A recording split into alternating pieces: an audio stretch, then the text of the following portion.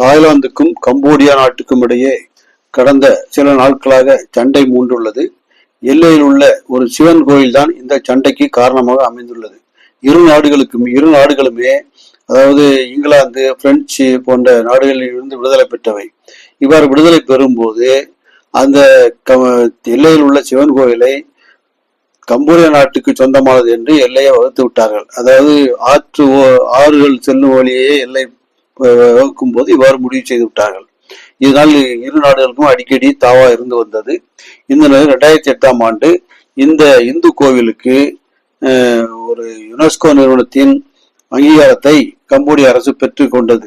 இது தாய்லாந்துக்கு கடும் கோபத்தை ஏற்படுத்தியது. அதாவது ஏனென்றா இந்த இரு நாடுகளுமே சுற்றுலாவை நம்பித்தான் உள்ளன.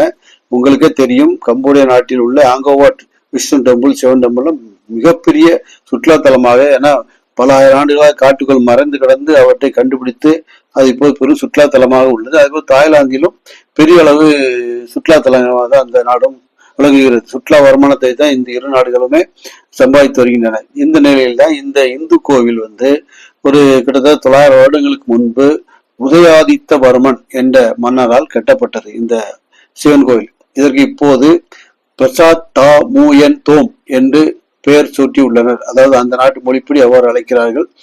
இதன் அருகிலேயே 2 புத்த மத தொடர்பான கட்டடங்களும் உள்ளன. இந்த 3 இடங்களும் தான், அதாவது 17ஆம் நூற்றாண்டில் வாழ்ந்த ஜெயவர்மன் என்ற மன்னர் தான் இந்த புத்த தலத்தை கட்டியிருக்கிறார். அது களிமண் கூரமாக கட்டப்பட்டுள்ளது. ஆனால் சிவன் கோயில் கல்லால் கட்டப்பட்டுள்ளது. இது 12ஆம் நூற்றாண்டை சேர்ந்த மன்னர் 2ஆம் உதயாதித்தவர்மனால் கட்டப்பட்டுள்ளது.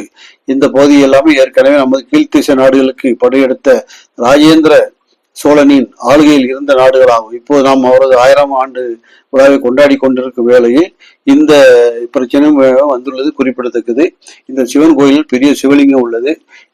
இது போக அப்ப சுற்றி சின்ன சின்ன கடவுள் சிலைகளும் விஷ்ணு சிலையும் உள்ளன.